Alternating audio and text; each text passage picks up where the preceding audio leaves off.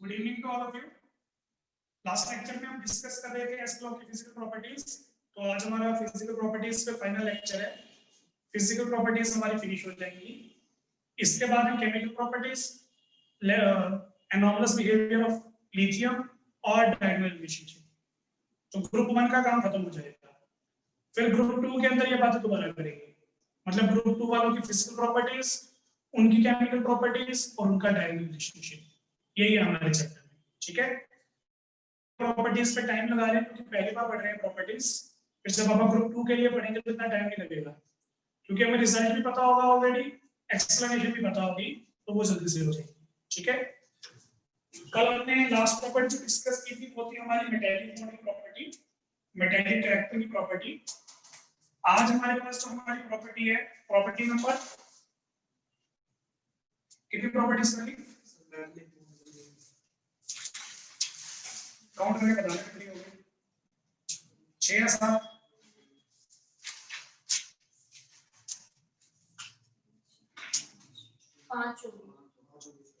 अच्छा, चलिए ठीक है। तो प्रॉपर्टी नंबर 6 है अपनी melting point and boiling points की प्रॉपर्टी। मेल्टिंग पॉइंट जो होता है वो टेम्परेचर होता है हमारे सब्सटेंस का, जिस टेम्परेचर पे हमारा सब्सटेंस सॉलिड स्टेट से लिक्विड स्टेट में कन्वर्ट होना शुरू हो जाएगा, मेल्ट होना शुरू हो जाएगा। हमारे पास एक गिवन सब्सटेंस था, वो सॉलिड स्टेट में था, मैं उसको हीट करूंगा। हीट करने पे जो भी उसके अट्रैक्टिव फोर्सेस हैं, मैं उन अट्रैक्टिव फोर्सेस को ओवरकम करूंगा। ओवरकम करने पे ये बॉन्ड जो है वो टूटने स्टार्ट हो जाएंगे। बॉन्ड टूटने स्टार्ट होंगे तो हमारा सब्सटेंस जो है वो अपनी स्टेट को चेंज करना स्टार्ट कर देगा। तो जिस टेम्परेचर पे हमारा सब्सटेंस सॉलिड से लिक्विड फॉर्म में कन्वर्ट होना स्टार्ट हो जाता है, उस टेम्परेचर को आप मेल्टिंग पॉइंट बोलते हैं। सिमिलरली हमारे पास एक और डेफिनेशन है बॉइलिंग पॉइंट की। बॉइलिंग पॉइंट हमारा वो टेम्परेचर होता है जब हमारा सब्सटेंस लिक्विड फॉर्म से गैसियस फॉर्म में कन्वर्ट होना शुरू हो जाएगा। मतलब स्टार्टिंग में वो सब्सटेंस हमारे पास लिक्विड फॉर्म में है, आप उस लिक्विड फॉर्म को हीट करते जा रहे हो, करते जा रहे हो, करते जा रहे हो। फिर से हम हीट इसलिए कर रहे हैं ताकि हम अट्रैक्टिव फोर्सेस को ओवरकम कर सकें। पहले आप सॉलिड के अट्रैक्टिव फोर्सेस को ओवरकम कर रहे थे, अब आप लिक्विड के अट्रैक्टिव फोर्सेस को ओवरकम कर रही है। तो ये हमारे पास हमारा केस है, ठीक है ना। तो जिस टेम्परेचर में हमारा लिक्विड सब्सटेंस जो है वो वेपर में कन्वर्ट होना शुरू हो जाएगा, उसे फिर आप क्या बोलोगे, बॉइलिंग पॉइंट बोलोगे। अब ये प्रॉपर्टीज में आपको कल परसों करवा सकता था, कल भी करवा सकता था, परसों भी करवा सकता था, लेकिन कल परसों तक मैंने आपको मेटेलिक कैरेक्टर समझाया। एक्चुअल में जब मैंने कल आपको मेटेलिक कैरेक्टर समझाया है, उसमें जो हमारा मेन कंसेप्ट है उसी से हम एक्सप्लेन करेंगे मेल्टिंग पॉइंट और बॉइलिंग पॉइंट। मेटेलिक कैरेक्टर में कल मैंने आपको कौन सा मेन पॉइंट बताया, मेटेलिक बॉन्ड का मेन पॉइंट बताया। मेटेलिक बॉन्ड बनाने के लिए मिनिमम रिक्वायरमेंट क्या है, अनपेयर्ड इलेक्ट्रॉन्स की। जिसके पास ज्यादा अनपेयर्ड इलेक्ट्रॉन होंगे वो ज्यादा मेटेलिक बॉन्ड बनाएगा, स्ट्रॉन्ग मेटेलिक कैरेक्टर शो करेगा। और जैसे जैसे अनपेयर्ड इलेक्ट्रॉन्स कम होते जाती हैं तो मेटेलिक कैरेक्टर जो है वो वीक होता जाता है, ये बताया था मैंने। तो हमारे जो एस ब्लॉक के एलिमेंट्स हैं ग्रुप 1 वाले एल्केली मेटल्स, सबके पास वैलेंस शेल में एक ही इलेक्ट्रॉन है, इसलिए सारे के सारे जो है वो वीक मेटेलिक बॉन्ड्स बनाते हैं। अब वीक मेटेलिक बॉन्ड्स हैं, जो बॉन्ड स्ट्रॉन्ग होते उन्हें तोड़ने के लिए आपको एनर्जी भी ज्यादा देनी पड़ती है, उनको तोड़ने में टाइम भी लगता। जो बॉन्ड्स हमारे वीक हैं उनको तोड़ने के लिए आपको एनर्जी कम देनी पड़ेगी और टाइम भी कम लगेगा। अब इनके जो मेटेलिक बॉन्ड हैं ग्रुप 1 वालों के, वो स्ट्रॉन्ग है वीक है, वीक है, क्योंकि वो एक अनपेयर्ड इलेक्ट्रॉन से बनते हैं। इनके मेटेलिक बॉन्ड है वीक, और मेटेलिक बॉन्ड अगर वीक है तो इनको तोड़ने के लिए एनर्जी जो है वो कम देनी पड़ेगी, जल्दी टूट जाएंगे। जल्दी बॉन्ड टूट जाएंगे तो ये मेल्ट भी जल्दी होंगे, बॉइल भी जल्दी होंगे, इसलिए इनका मेल्टिंग पॉइंट और बॉइलिंग पॉइंट दोनों लो आएंगे। तो इनके मेटेलिक बॉन्ड होते हैं week.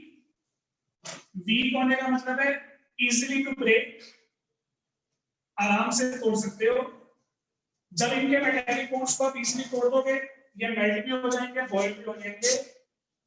Therefore, they have very low value of melting points हैं बॉइलिंग पॉइंट्स। ठीक है, तो यहां पे आपको यही लिखना है, group 1 elements have very low value of melting point and boiling point due to weak metallic bonding, as they have only one unpaired electron कर लो, one unpaired electron for formation of metallic bonds, for formation of metallic bonds.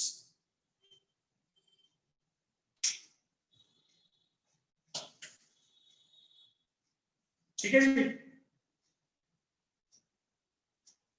Top to bottom metallic bond strong हो रहे थे या week हो रहे थे? कल मैंने बताया था, तो मेरे ख्याल से वीक हो रहे थे, क्योंकि top to bottom size increase हो रहा था, तो इलेक्ट्रॉन्स का जो डिस्टेंस है वो न्यूक्लियस से इंक्रीज हो रहा था, तो उनको न्यूक्लियस से इतनी अट्रैक्शन नहीं मिल रही थी, इसलिए वो लूज होने की टेंडेंसी शो कर रहे थे और वीक मेटेलिक बॉन्ड्स बना रहे थे। तो जब आप लिथियम से सीजियम मूव करते हो तो मेटेलिक बॉन्ड और ज्यादा वीक हो जाती है, तो इसका मतलब मेल्टिंग पॉइंट और बॉइलिंग पॉइंट और ज्यादा डिक्रीज हो जाएगा। तो on moving from lithium to caesium, melting point and boiling point decreases because metallic bond strength decreases। ये हमारे पास हमारी मेल्टिंग पॉइंट और बॉइलिंग पॉइंट की प्रॉपर्टी आ जाएगी।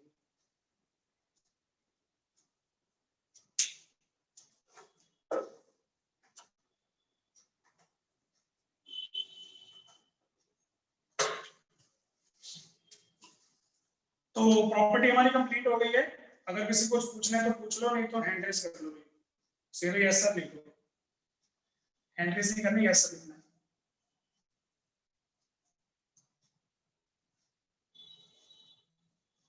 ठीक है चिंतन,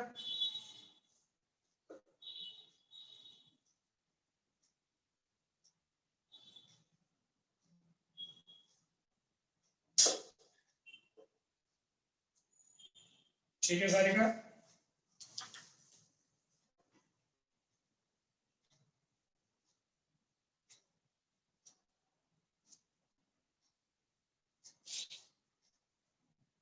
चलिए। तो ये थी हमारे पास हमारी property number 6, melting and boiling point. Next property हमारे पास आ जाती है nature of bonds form,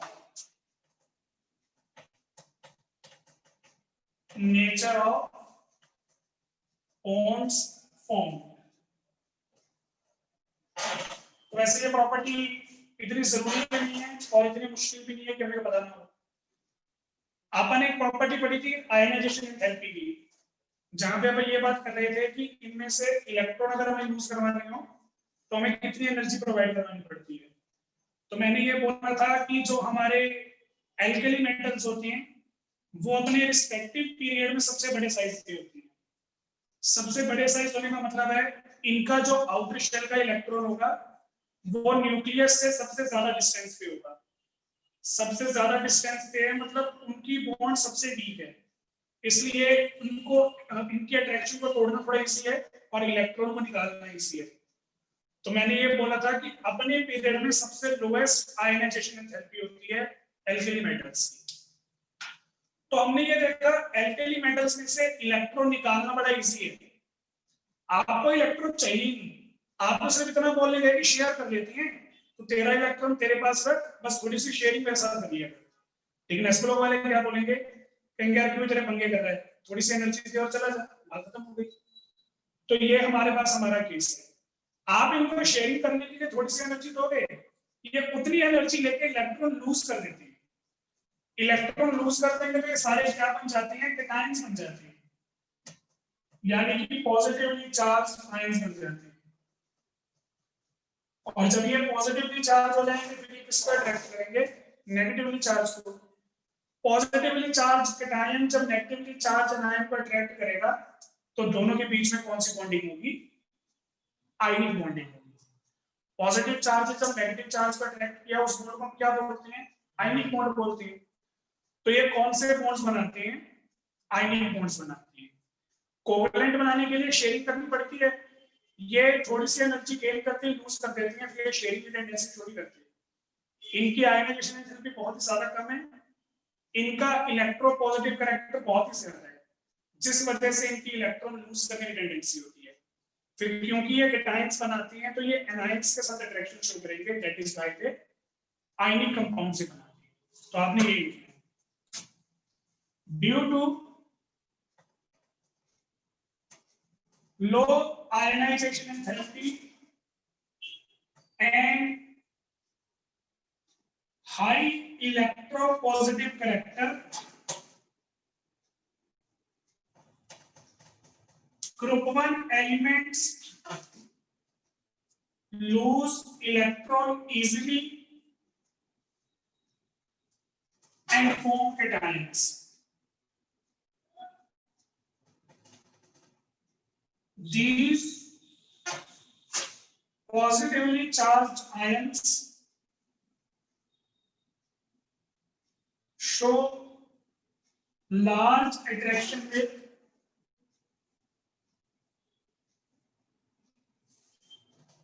anions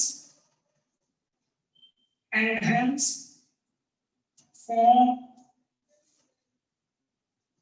ionic bonds.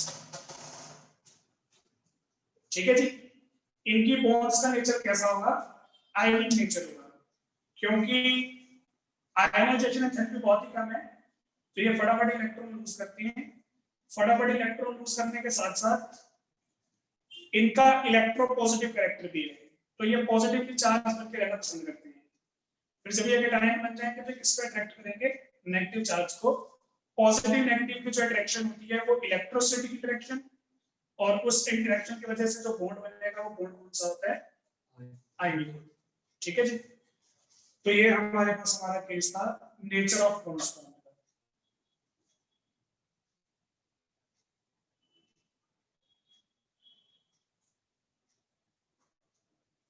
ठीक है जी, प्रॉपर्टी हमारी कंप्लीट हो गई। नेक्स्ट प्रॉपर्टी आ रही है डेंसिटी।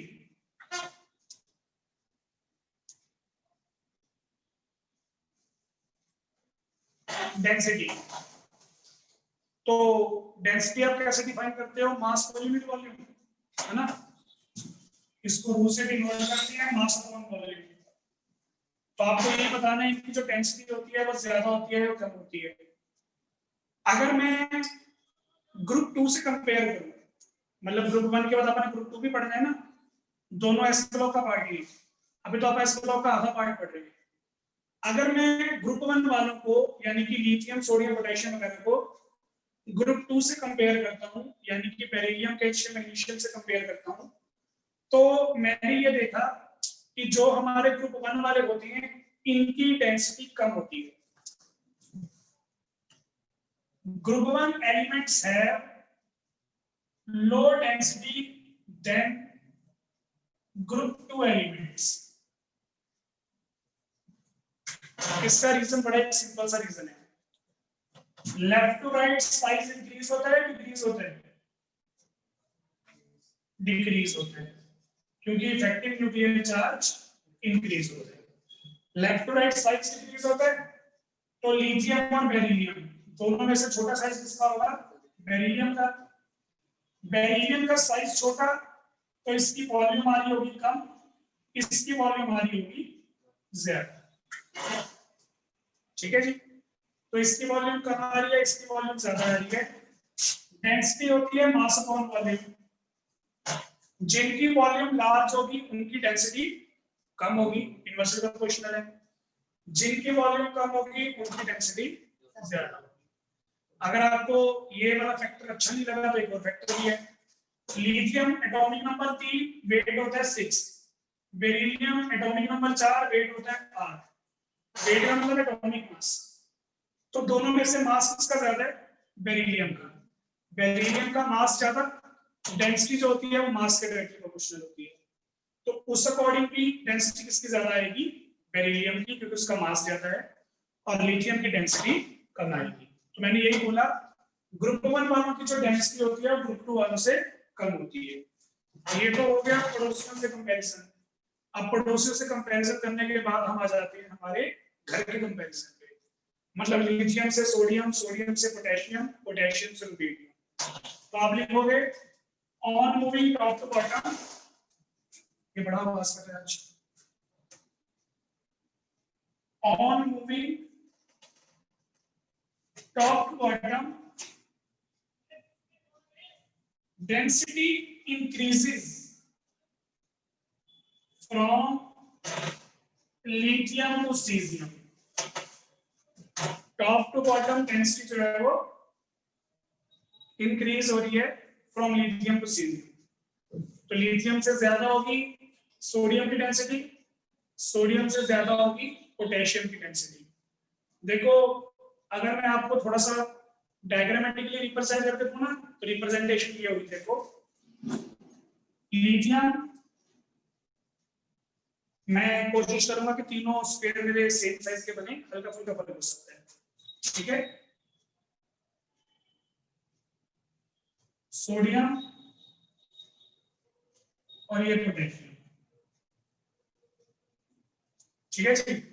मैंने ना तीनों का साइज लगभग सेम ले लिया, और साइज सेम लेने से मेरा मतलब ये था मैं तीनों की वॉल्यूम सेम ले रहा हूं, वॉल्यूम सेम है। तो मैंने ये बोला लिथियम से ज्यादा डेंसिटी होगी सोडियम की, सोडियम से ज्यादा डेंसिटी होगी पोटेशियम की। तो मैं इस बात को रिप्रेजेंट कैसे करूंगा? ऐसे रिप्रेजेंट करूंगा।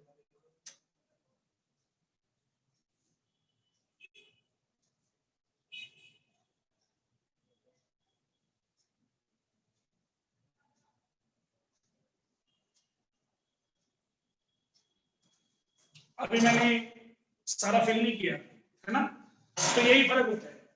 जिनकी डेंसिटी कम होती है, डेंसिटी को आप डिफाइन कैसे करते हो? गिवन मास इन पर यूनिट वॉल्यूम।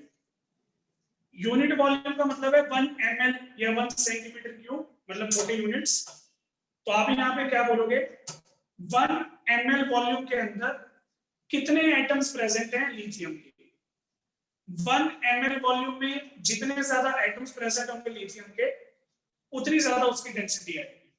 बात समझ में आ गई? तो लिथियम के एक यूनिट वॉल्यूम में कितने एटम आ रहे हैं? 4। सोडियम कितने आ रहे हैं? 8। यानी कि सोडियम के एटम्स जो हैं वो एक यूनिट वॉल्यूम में ज्यादा आ रहे हैं, यानी कि सोडियम का मास भी ज्यादा आएगा, इसलिए सोडियम की डेंसिटी भी ज्यादा आएगी। तो किसी की भी डेंसिटी ज्यादा आती है, किसी की भी डेंसिटी कम आती है, इसका मतलब क्या होता है? इसका मतलब होता है कि पर यूनिट वॉल्यूम में कितने हमारे पास एटम्स प्रेजेंट हैं। जितने ज्यादा एटम्स प्रेजेंट होंगे उतनी ज्यादा डेंसिटी होगी। तो लिथियम में कम एटम्स प्रेजेंट है तो लिथियम की डेंसिटी कम है। जैसे जैसे आप नीचे आ रहे हो, सेम वॉल्यूम के अंदर नंबर ऑफ एटम्स इंक्रीज हो रहे हैं। वॉल्यूम तो सेम रह रही है, नंबर ऑफ एटम्स इंक्रीज हो रहे हैं। नंबर ऑफ एटम्स इंक्रीज होंगे तो मास इंक्रीज होगा, और मास इंक्रीज होगा तो डेंसिटी इंक्रीज होगी। तो ये हमारे पास हमारा फैक्टर है। फिर किसी बच्चे ने बोला कि सर आप यहाँ पे छोटी सी मिस्टेक कर गए। मैंने बोला क्या मिस्टेक की मैंने? मुझे बच्चे ने बोला कि सर लिथियम से सोडियम, सोडियम से पोटेशियम जब हम टॉप टू बॉटम शिफ्ट करते हैं तो साइज इंक्रीज होता है। आपने चाहे सेम वॉल्यूम कंसीडर कर ली हो, लेकिन अगर मैं टोटल वॉल्यूम की बात करूं, लिथियम से बड़ा साइज होता है सोडियम का, इसलिए सोडियम की वॉल्यूम जो होगी वो थोड़ी ज्यादा होगी, और अगर वॉल्यूम ज्यादा होगी तो डेंसिटी कम होनी चाहिए। तो हमारे पास यहाँ पे दो फैक्टर देखो। वैसे ऊपर ना एटॉमिक मास कितने होते हैं ऊपर वाली साइड पे, मैं एक बार एटॉमिक नंबर लिखा, तो ये देखो इसका एटॉमिक नंबर है 3, इसका 11 और इसका 19। अगर मैं वेट की बात करूं, इसका वेट है 6, इसका वेट है 30 और इसका वेट है 39। तो top to bottom mass increase हो रहा है। और अगर मास इंक्रीज हो रहा है इसका मतलब डेंसिटी इंक्रीज होनी चाहिए, तो ये वाला फैक्टर बोलेगा डेंसिटी इंक्रीज करो।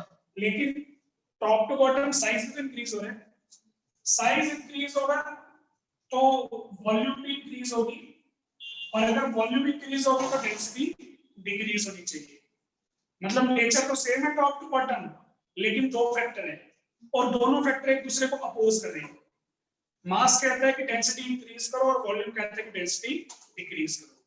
तो वो लड़ते लड़ते मेरे पास आए, मैंने बोला मेरे पास लड़ाई सुलझाने का टाइम नहीं है, आपस में लड़ करो, जो बचेगा मैं उसी की बात मान लूंगा।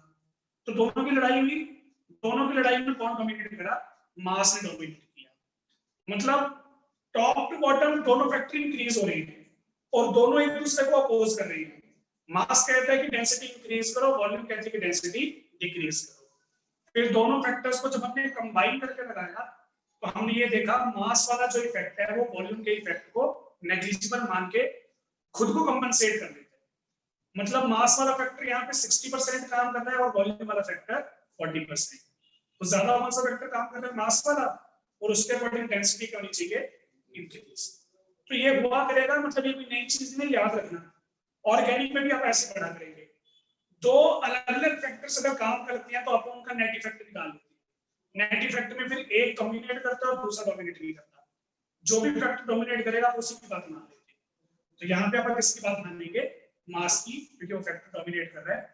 That's why density increases from lithium to caesium. हालांकि ये इंक्रीज बड़ा नहीं होता क्योंकि अपोज करने वाला फैक्टर भी तो है, लेकिन इंक्रीज जरूर रहेगा। ठीक है जी। तो ये थी हमारे पास हमारी डेंसिटी की प्रॉपर्टी। दो प्रॉपर्टीज अगर मैंने बता दी हैं, अगर कोई डाउट है तो पूछ लो, नहीं तो यस सर लिख दो।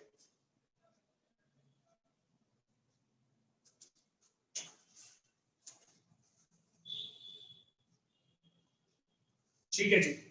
तो ये थी हमारे पास हमारी प्रॉपर्टीज। लास्ट प्रॉपर्टी आ गई है, फिजिकल प्रॉपर्टीज का टॉपिक हमारा खत्म हो जाएगा। ठीक है, last property important one, flame colouration.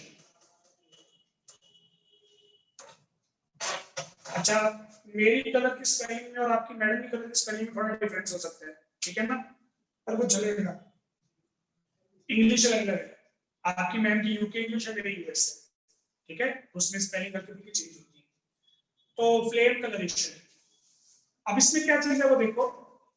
अगर मैं सभी मेटल्स को, ग्रुप वन की जितने भी मेटल्स हैं, lithium, sodium, potassium, rubidium, caesium, अगर मैं एस ब्लॉक की ग्रुप वन की सभी मेटल्स को कंटेनर में देखता हूं, तो कंटेनर में सारी मेटल्स जो होती हैं वो सिल्वर वाइट कलर की होती है।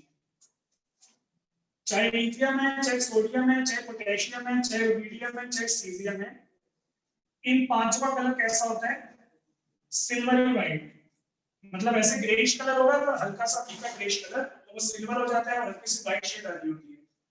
सभी मेटल्स का कलर ये है। लेकिन जब मैं इन मेटल्स का थोड़ा थोड़ा पिंच लूंगा, थोड़ा थोड़ा पार्ट लूंगा और उस पार्ट को मैं कॉपर वायर के ऊपर डाल दूंगा, मैंने क्या किया, 5 मेटल्स में इन पांचों के लिए कॉपर वायर ले लिया। कॉपर वायर आती है, नहीं आएगी बिजली वाली निकालने की, कॉपर की कमी मिलती है, कॉपर की ज्यादातर एल्यूमिनियम की मिलती है, ठीक है ना। आजकल कॉपर का काम चल रहा है, copper is more efficient then aluminium. दिक्कत क्या है? पैसा, महंगी बहुत है, ठीक है ना। तो आजकल आपको ये बोला जाता है, जैसे मतलब मैं जब गर्मियों में गया था कूलर एसी लेने, वो बोलते हैं कहते इसमें मोटर है, बढ़िया मोटर है, कॉपर वाली मोटर है। तो उससे क्या होता है, वो दो चीजें करती है, वो ठंडक भी प्रोड्यूस करती है ज्यादा कॉपर, और एफिशिएंट तो है, ठीक है ना। तो मैंने क्या किया, पांचों के लिए 5 कॉपर वायर्स ले लिए। पांचों कॉपर वायर्स में मैंने थोड़ी थोड़ी मेटल को रख लिया, मतलब लिथियम का थोड़ा सा पीस काटा, उसको कॉपर में डाला, रख लिया। फिर सोडियम का थोड़ा सा पीस काटा, उसको भी डाला, पोटेशियम को भी काटा। पांचों मेटल्स का थोड़ा थोड़ा पीस काट के मैंने उसको कॉपर वायर पे लगा दिया, मतलब उसके अंदर कॉपर वायर मैंने डाल दी आर पार करके। फिर मैंने क्या किया, वन बाय वन इन पांचों को उठाने। पहले मैं लिथियम वाला पीस उठा, लिथियम वाला पीस मैंने किस पे लगाया हुआ है? कॉपर वायर पे। मैंने लिया बर्नर, केमिस्ट्री के अंदर जो यूज करते हैं बर्नर कौन सा होता है? बंसन बर्नर होता है, गैस वाला बर्नर नहीं होता। उसमें आप स्पिरिट डालते हैं, इथेनॉल डालते हैं, तो दोनों जो होती है वो अलग अलग काम आती है। ठीक है ना, फ्लेमेबल जाने का मतलब है।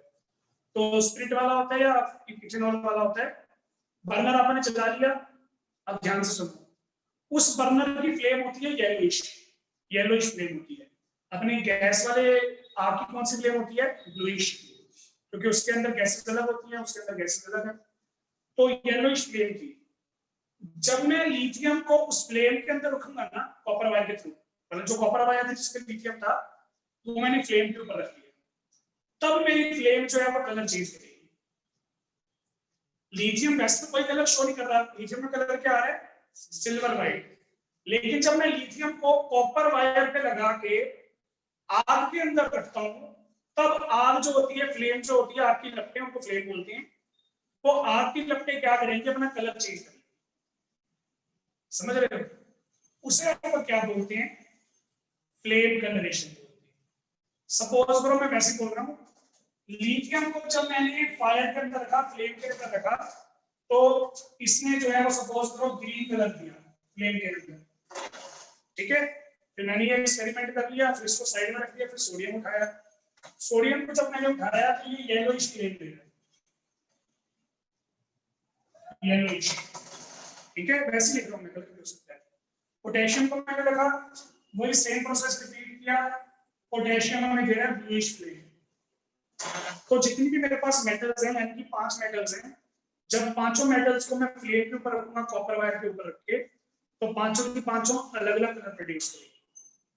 तो यहाँ पे मैंने ये देखा, वैसे तो इन मेटल्स में कोई प्रॉपर कलर नहीं है, पांचों की पांचों मेटल्स जो है वो सिल्वरी वाइट है, लेकिन जब मैं मेटल्स का छोटा छोटा पीस कॉपर वायर पर लेकर आग के अंदर करता हूँ, आग के हवाले करूंगा, तब ये हल्का फुल्का कलर शो करती है, और वो करेक्टरिस्टिक कलर है।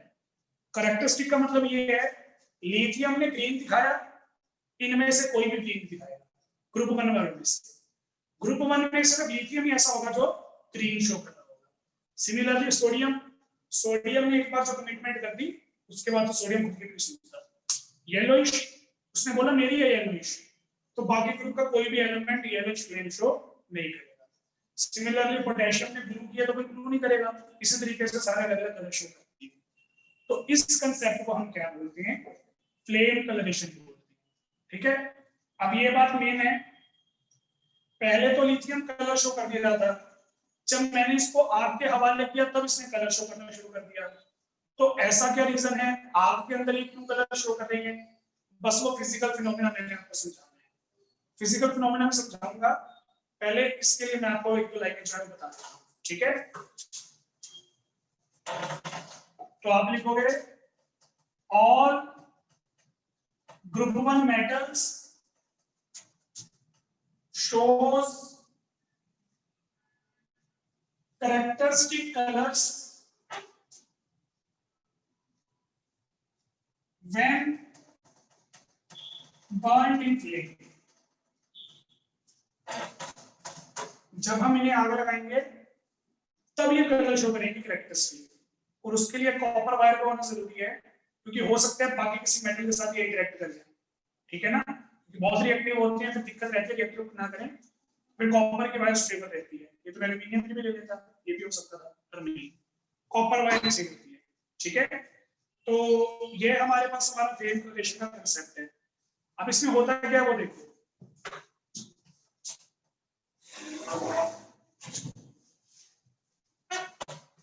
जैसे सपोज अगर मैंने लिथियम का एग्जांपल ले लिया, अब लिथियम के एग्जांपल में क्या होगा, लिथियम की इलेक्ट्रॉनिक कॉन्फ़िगरेशन क्या होती है, 1s2 2s1। तो इसका जो आउटर शेल का इलेक्ट्रॉन पड़ा होता है वो कौन से ऑर्बिटल में है, s ऑर्बिटल में, सेकंड शेल में, है ना। तो स्टार्टिंग में जो हमारा वैलेंस शेल का इलेक्ट्रॉन होता है वो जिस भी ऑर्बिटल में पड़ा होगा, हम उस ऑर्बिटल को बोलते हैं ग्राउंड लेवल या ग्राउंड स्टेट। तो इसका s ऑर्बिटल में और कौन से शेल में है, सेकंड शेल में। तो सेकंड शेल जो है लिथियम की, उसमें 8 इलेक्ट्रॉन है और वो इसकी ग्राउंड स्टेट, ठीक है। हमने क्या किया, हमने लिथियम को आग के हवाले किया, मतलब उसको हमने फ्लेम पास करवाई। फ्लेम से क्या होता है, जो हीट एनर्जी है वो प्रोड्यूस होती है। तो हमारे लिथियम का जो ये इलेक्ट्रॉन था, आउटर शेल का इलेक्ट्रॉन, इसने वो हीट एनर्जी अब्सॉर्ब कर ली। अब जब हीट एनर्जी एब्जॉर्ब करेगा तो ये एक्साइट हो जाएगा, एक्साइट होगा from lower level to higher level. अब इसमें दो शेल थे, दो से ज्यादा शेल्स भी हो सकती है। आपने दो शेल क्यों रिप्रेजेंट किए थे? क्योंकि हमारे इलेक्ट्रॉन्स की फील्ड जो है वो दो शेल में कंप्लीट हो गई थी, लेकिन लिथियम के पास थर्ड शेल भी होता है, फोर्थ भी होता है, फिफ्थ भी होता है। हम उसे शो नहीं करते, क्यों? क्योंकि उसके अंदर इलेक्ट्रॉन नहीं था। लेकिन जब मैं इसको एनर्जी दूंगा, ये एनर्जी एब्सॉर्ब करके इलेक्ट्रॉन एक्साइट होगा, फिर ये किसी भी लेवल में जा सकता है।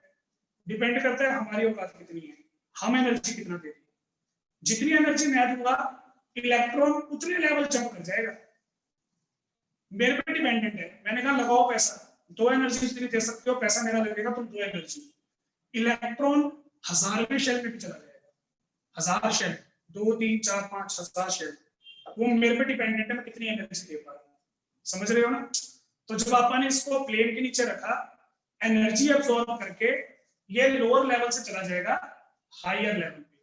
फिर मैं 1000 वाली औकात नहीं करनी, मैं थोड़ा सा ऊपर ही लेके जा रहा हूँ, तो मैं इसको लेके जा रहा हूँ थर्ड लेवल पे। ठीक है जी? इसको आप ऐसे समझो, घर पे हैं, गर्मी की छुट्टियां हुई, मम्मी पापा ने पैसे दिए, एनर्जी, चलो नानी के घर पे।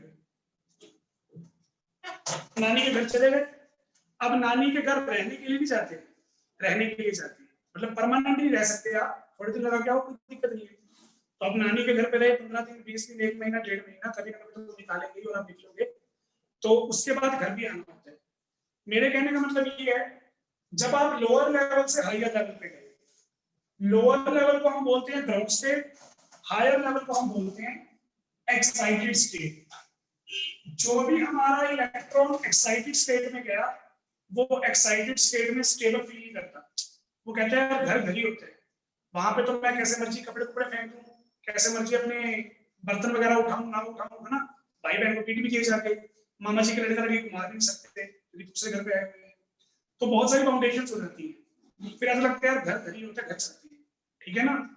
तो आप वहां पे रहोगे, लेकिन थोड़े टाइम के बाद आप वापिस आ जाओगे ग्राउंड स्टेट। अब देखो क्या होता है, मैं आपको सारा केमिकल प्रोसेस बता रहा हूँ, टॉपिक खत्म करूंगा। हमारे पास जितने भी एस ब्लॉक के एलिमेंट हैं, सबके एक एक इलेक्ट्रॉन पड़े हुए हैं ग्राउंड स्टेट में। जब आप फ्लेम पे उनको रखते हैं, फ्लेम पे अगर पास करवाते हैं, तो वो हीट एनर्जी एब्सॉर्ब करके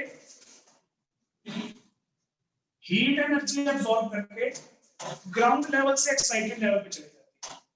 फिर एक्साइटेड लेवल पे वो स्टेबल फील नहीं करते क्योंकि उनके पास एनर्जी बहुत ज्यादा होती है, तो वो स्टेबल फील नहीं करेंगे, तो वो एक्साइटेड लेवल से कहां जाएंगे? ग्राउंड लेवल पे।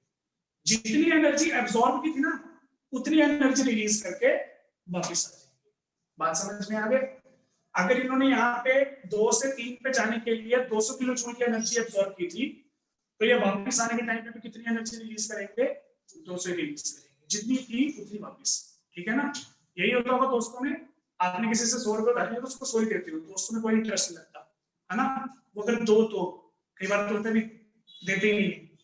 तो ये हमारे पास हमारा केस था, बस इसमें दो ही चेंज हुए। जाते टाइम एनर्जी कौन सी फॉर्म की थी? Heat energy. लेकिन आते टाइम एनर्जी कौन सी होती है?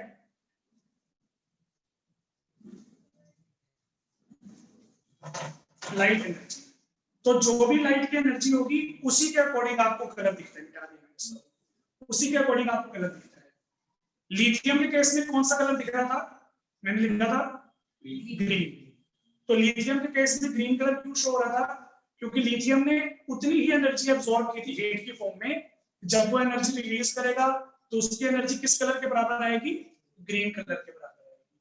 सिमिलरली जो हमारे पास पोटेशियम था उसने ब्लू किया था, तो उसने ब्लू को किया, उसने एनर्जी ज्यादा एब्सॉर्ब की होगी, इसलिए ज्यादा फ्रीक्वेंसी वाली एनर्जी उसने रिलीज की। जो एनर्जी की फ्रीक्वेंसी पोटेशियम की थी वो किससे मैच कर रही थी? ब्लू कलर से मैच कर रही थी। तो हर एक एटम की अपनी अपनी टेंडेंसी होती है, अपनी अपनी कैपेसिटी होती है एनर्जी एब्सॉर्ब करने की, और जितनी एब्सॉर्ब करेगा उतनी ही रिलीज करेगा, क्योंकि energy can neither be created nor be destroyed.